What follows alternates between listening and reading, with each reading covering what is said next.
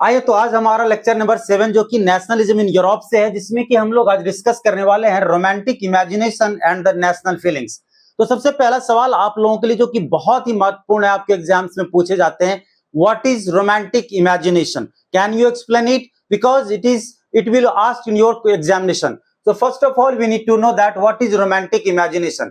It was an artistic movement. आपको सबसे पहला चीज क्या याद रखना है कि ये एक आर्टिस्टिक मूवमेंट था। कैसा आर्टिस्टिक? जिसमें कि आर्ट्स का यूज किया गया था, अलग अलग तरह के स्किल्स का यूज किया गया था।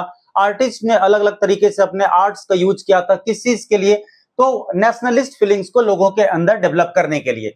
तो ये आर्टिस्टिक मूवमेंट था कहां पर? यूरोप में। और ये फोकस ऑन इमोशन, सबसे पहला चीज कि ये इमोशन, लोगों के साथ emotional attachment and that means कि लोगों को इमोशनली नेशनल, उसके अंदर इमोशनली नेशनलिस्ट सेंटिमेंट्स को डेवलप करना।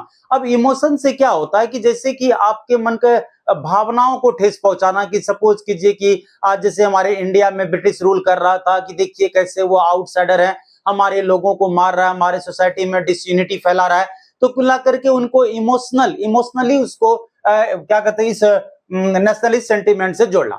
अगला चीज क्या है कि इंस्पिरेशन। दैट मीन्स कि फिर इंस्पिरेशन, जैसे कि उनको हमारे देश में जैसे कोई ग्रेट पर्सन है जो पहले उन्होंने, खास करके अगर हम लोग इंडिया से इसका कंपैरिजन करें तो आपको समझने में बहुत ज्यादा आसानी होगी। जैसे हमारे देश में देखेंगे कि मंगल पांडे जी ने 1857 का रिवॉल्ट को शुरू किया था।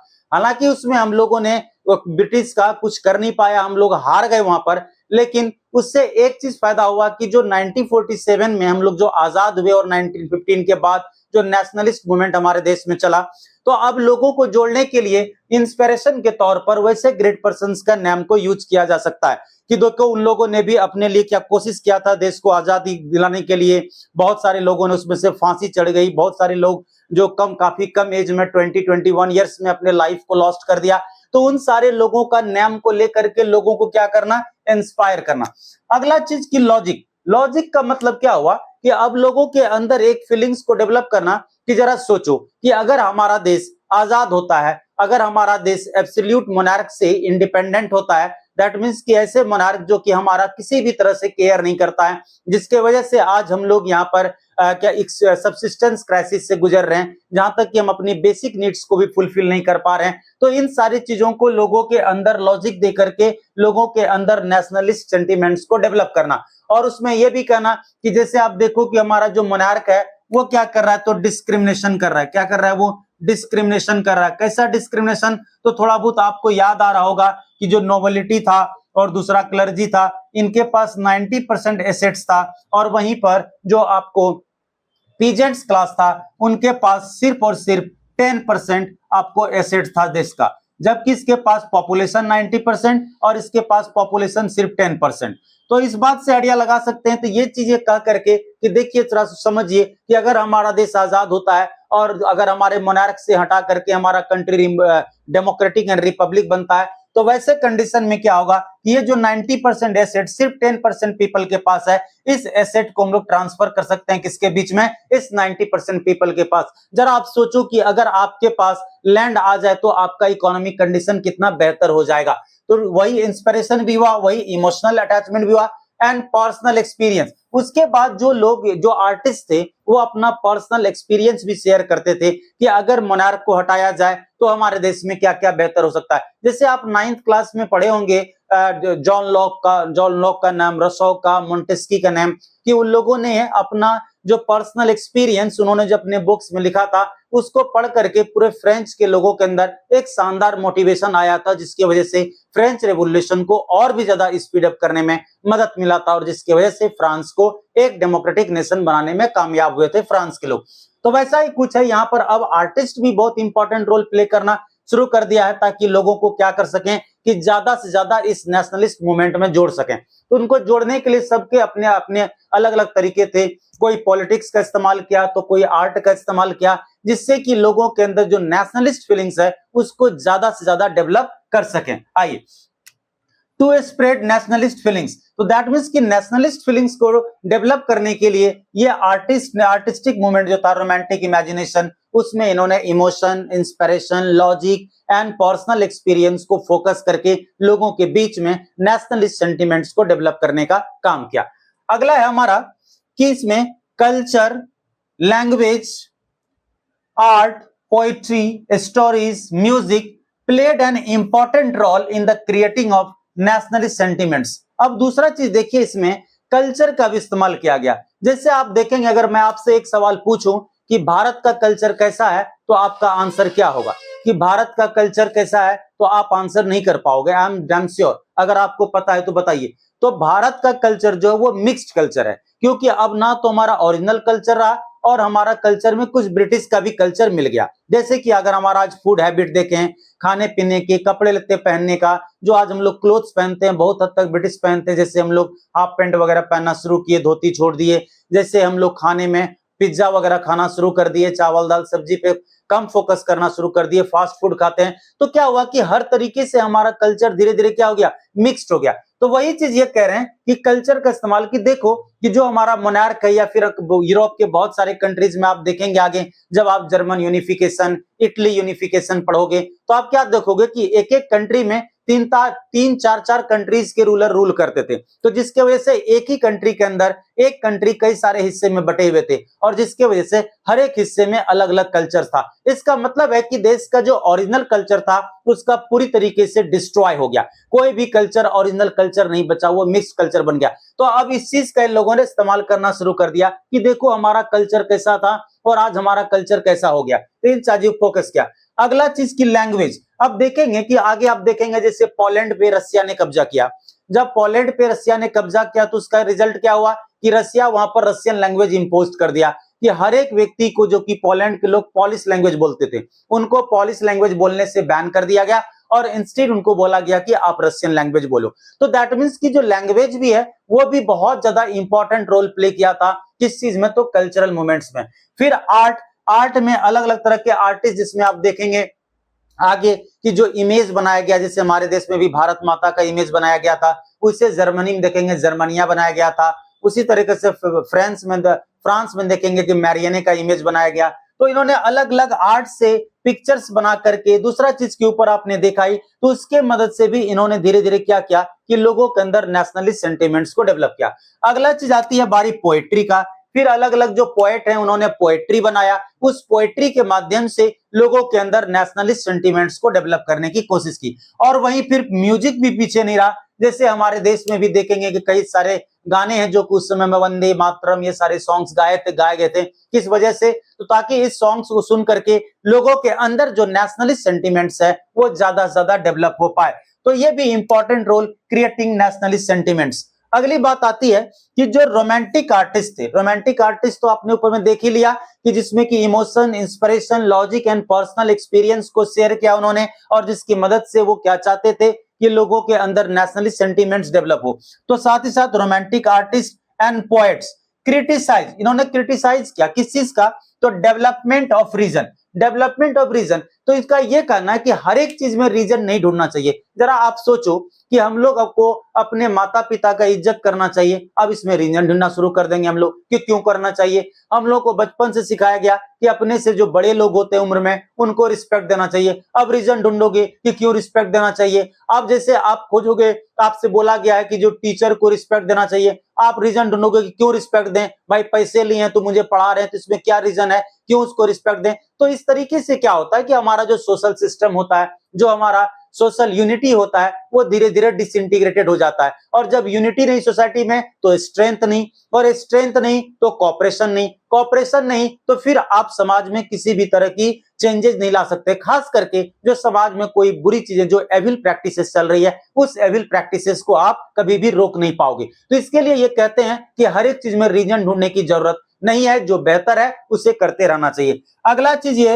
आपको क्रिटिसाइज करते हैं साइंस के बारे में भी, और आपको पता है कि science is all about reason. Science each and everything में क्या देता है कि रीजन देता है, जिसके वजह से आज देखेंगे कि जब हम लोग बहुत ज्यादा पढ़ लिख लेते हैं तो अपने जो रिलीजन होते हैं, अपने जो धर्म होते हैं, उस पर भी हम लोग क्वेश्चनिंग करना शुरू कर देते हैं कि ये हमें क्यों करना चाहिए, इसके पीछे तो कोई लॉजिक नहीं है, कोई साइंटिफिक रीजन तो है ही नहीं। तो ये सारी चीजें उस समय में आपको ये साइंस की भी निंदा करते हैं। और दूसरी चीज क्या होती है कि वैसे भी आप जानते हैं कि हमारे देश में जो गांधी जी थे वो भी साइंस के खिलाफ थे। उनका ये मानना था कि जितना ज्यादा साइंस डेवलप करेगा लोगों की परेशानियां उतना ज्यादा बढ़ जाएगी। तो किस तरह की परेशानी है? एक तो सबसे पहले अनएम्प्लॉयमेंट क्रिएट करेगा ज्यादा से ज्यादा, क्योंकि साइंस जितना ज्यादा होगा वो पता नहीं एक एक चीज आज देखेंगे कि एक एक कंप्यूटर सैकड़ों लोगों का काम कर देता है। तो ऐसे कंडीशन में अगर एक कंप्यूटर 100 लोगों का काम किया तो 99 को तो उन्होंने बेरोजगार कर दिया, क्योंकि ऑपरेटर तो एक ही है। दूसरा चीज, ये गांधी जी ने साइंस के बारे में कहा कि साइंस, दूसरा चीज कि साइंस जितना ज्यादा डेवलप होता है तो हमारा हेल्थ कंडीशन भी उतना ज्यादा बिगड़ता है।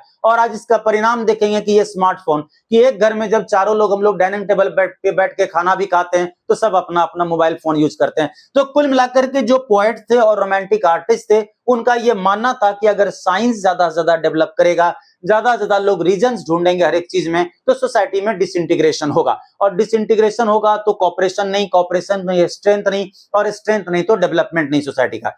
तो इन्होंने फिर फोकस किस चीज पे किया? अगर आपसे बोर्ड एग्जाम्स में क्वेश्चन पूछता है कि रोमांटिक आर्टिस्ट एंड पोएट्स किस चीज पे फोकस किया था, तो आपको वहां पर क्या लिखना पड़ेगा? इमोशन। सबसे पहले चीज की इमोशन। जैसे आप मान के चलो कि रोड पे जा रहे हो, कोई एक अनजान व्यक्ति घायल होकर के गिरा हुआ है, अब वहां पर आप सोचोगे कि मैं इसकी क्यों मदद करूं, क्या मुझे मतलब, क्या ये मेरा आदमी है, क्या कल ये इसकी मैं मदद कर दूं, ये मेरी मदद करेंगे? अब ऐसे आपके मन में सवाल आ जाएगा। तो ऑब्वियसली आपके मन से आंसर क्या आएगा? नो, क्योंकि आप उसको जानते नहीं हो, वो अननोन है, शायद आपका टाइम वेस्ट होगा, शायद आपको ऑफिस जाने में लेट होगी, शायद आपको स्कूल जाने में लेट हो जाएगा, तो आप क्यों करें? लेकिन कहता है कि नहीं, वहां पर इस्तेमाल किस चीज का करना है? कि इमोशन का। एक ह्यूमन बीइंग होना है आपको, कि नहीं किसी चीज अगर मेरे से किसी की मदद हो सकती है तो वी शुड डू दैट, हमें वो चीज करनी चाहिए। तो कहते हैं कि इमोशन पे फोकस करिए। अगला चीज, इंस्टीट्यूशन।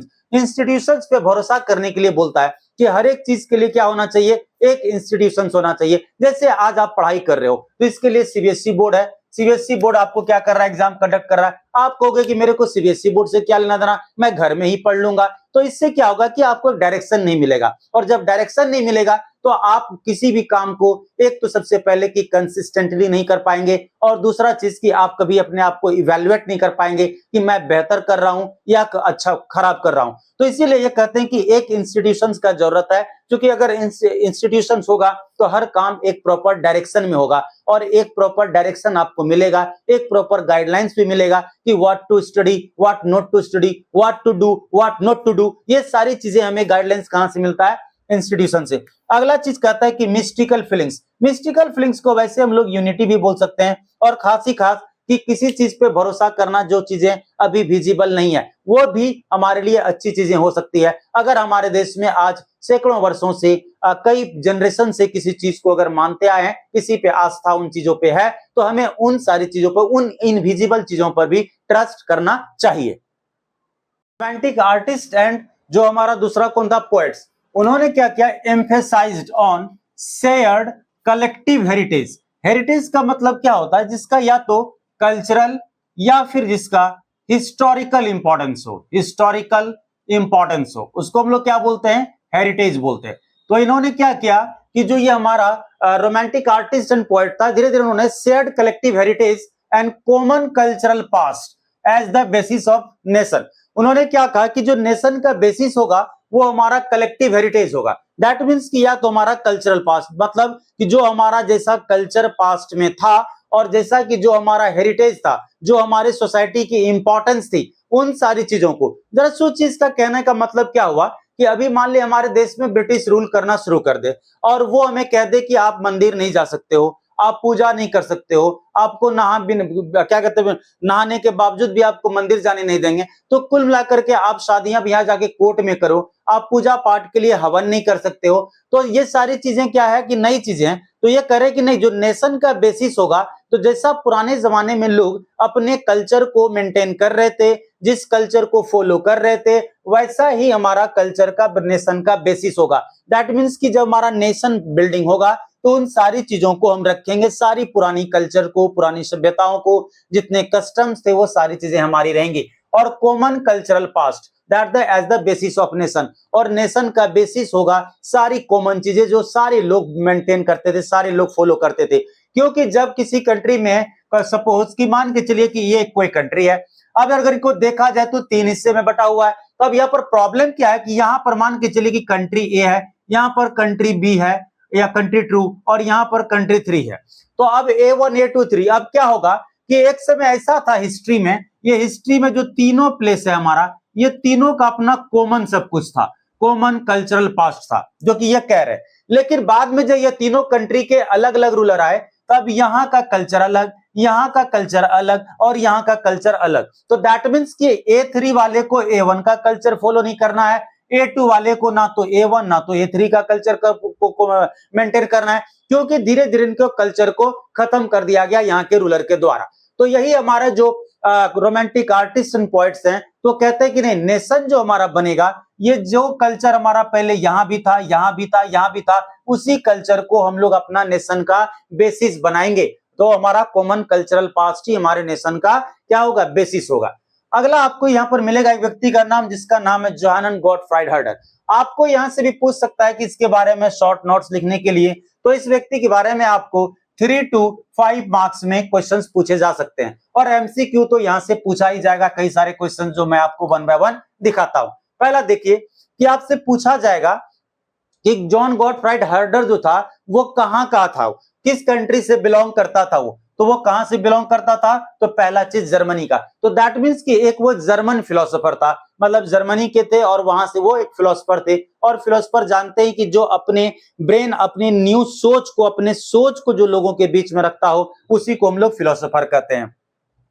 अगला चीज, ही क्लेम्ड दैट, उन्होंने दावा क्या किया कि true German culture was to be found discovered among the common people. और इन्होंने कहा कि अगर जर्मनी का जो ट्रू कल्चर है वो आज कहां देखने को मिलेगा, तो कॉमन पीपल के बीच में देखने को मिलेगा। क्योंकि जर्मनी में भी आपको आगे देखेंगे, जर्मन यूनिफिकेशन में दिखाऊंगा कि 3 कंट्री उस पे अलग अलग कंट्री रूल कर रहे थे, तो जिसके वजह से अलग अलग कंट्री तो अलग अलग कल्चर, क्योंकि जो कंट्री आपके देश पे रूल करेगा वही अपना कल्चर को भी इंपोज करेगा धीरे धीरे। तो जिसके वजह से ये कह दिया, किसने, जॉन गॉटफ्राइड हर्डर ने कह दिया कि अगर ट्रू जर्मन कल्चर देखना है, क्योंकि देखिए यहां पर क्या कहा, कॉमन कल्चरल पास्ट। तो कॉमन कल्चरल का पास्ट का मतलब क्या हुआ कि जर्मनी का एक्चुअल कल्चर कैसा है, अगर ये आपको जानना है तो आपको जानना पड़ेगा किसके बीच में, तो कॉमन पीपल के बीच में। और इन्होंने कॉमन पीपल को दास वॉल्फ बुलाया। तो ये ध्यान में रखेंगे कि आपसे एमसीक्यू में पूछ देगा, the das volk refers to the, तो नीचे आपको कॉमन पीपल रहेगा और 2-4 ऐसे एग्जाम्पल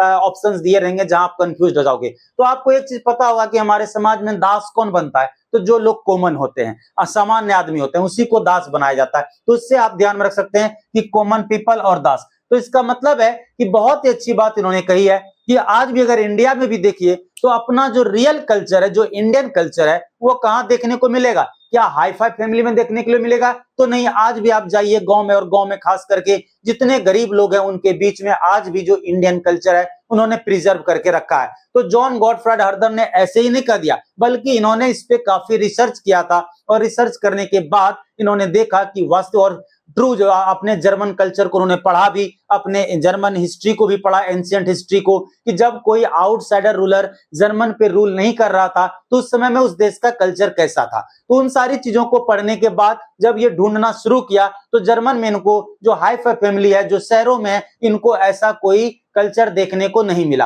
तो तब जाकर के जब ये कॉमन पीपल के बीच गए तो वहां पर इनको पता चला कि नहीं, आज भी जर्मन जो कल्चर है, जो हमारा एंशिएंट जर्मन कल्चर है, वो अभी भी प्रिजर्व है, किसके बीच में, कॉमन पीपल को। तो जर्मन में आपको इनको दास वॉल्फ बोलते हैं। अगला, ही पॉपुलराइज्ड द नेशनल सेंटिमेंट्स। इसका रोल क्या है अगर आपसे पूछा जाएगा, तो इन्होंने नेशनल सेंटिमेंट्स को भी पॉपुलराइज किया, दैट मींस कि लोगों के बीच में फैलाया। तो कैसे, तो through folk songs. Folk songs का मतलब, फोक का मतलब क्या होता है, लोकल, या ध्यान रखिएगा कि लोकल। तो इन्होंने क्या किया, लोकल जो सॉन्ग्स थे, जो फोक सॉन्ग, देखेंगे कि आज भी हमारे देश में अलग अलग एरियाज में, खास करके शादी ब्याह वगैरह में आपको देखने को मिल जाएगा कि हर एक एरिया में अलग अलग तरह की जो गाना है वो गाई जाती है महिलाओं के द्वारा, तो उसी को लोकल सॉन्ग्स कहते हैं। तो इन्होंने लोकल सॉन्ग्स का इस्तेमाल किया। फोक पोएट्री का, तो देखिएगा कि जो दादी नानी बचपन में लोगों को कहानियां सुनाई करती थी, तो वही फोक पोएट्री का भी, एंड फोक डांस का भी। तो आज भी इंडिया में देखिएगा कि अलग अलग राज्यों में अलग अलग तरह के डांस अभी भी डांस होता है। तो इस तरीके के इन्होंने local dance, local poetry, local songs का इस्तेमाल किया और खास इन्होंने कहा इसको, इन सारी चीजों को लोकल जो है ना folk dance, folk songs and folk poetry को उन्होंने एक नाम दिया जो true spirit of the nation. इन्होंने इसका नाम क्या बुलाया, इसको true spirit of the nation. तो true spirit of the nation का मतलब क्या हुआ, किसको ये बता रहे, रेफर कर रहे John Gottfried हर्डर,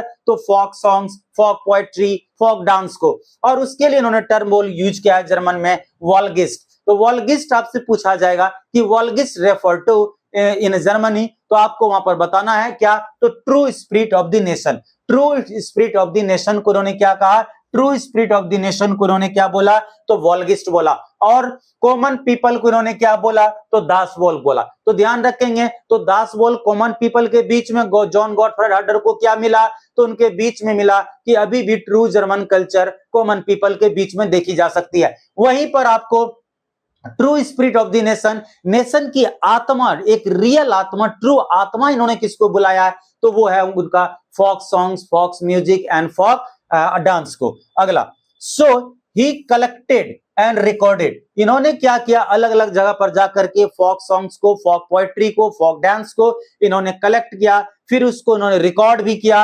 and this forms of folk culture for nation buildings, और उसका इन्होंने इस्तेमाल किया किस चीज में, तो नेशन बिल्डिंग में इस्तेमाल किया। किसने, जॉन गॉटफ्राइड हर्डर ने। किस चीज का, तो जो फोक सॉन्ग्स थे, फोक म्यूजिक थे, फोक डांस थे, उनको रिकॉर्ड किया उन्होंने, कलेक्ट किया अलग अलग जगह एरिया में जाकर के, और फिर उनको लोगों के बीच में पॉपुलराइज किया कि देखिए हमारे कल्चर कैसा कैसा था और कितना सारा बदलाव हो गया। क्यों, तो कोई आउटसाइडर हमारे देश में आकर के रूल कर रहा है, जिसके वजह से हमारे कल्चर को भी उन्होंने खत्म कर दिया। जो हमारा true spirit of the nation है उसको उन्होंने खत्म कर दिया, जिससे लोगों के अंदर क्या हुआ कि सेंटिमेंट्स, नेशनल सेंटिमेंट्स डेवलप हुआ, और अपने अपने मोनार्क्स और आउटसाइडर जो रूलर उनके देश को कब्जा करके रखा था उसके अगेंस्ट में लड़ने के लिए वो लोग मोटिवेटेड हो गए।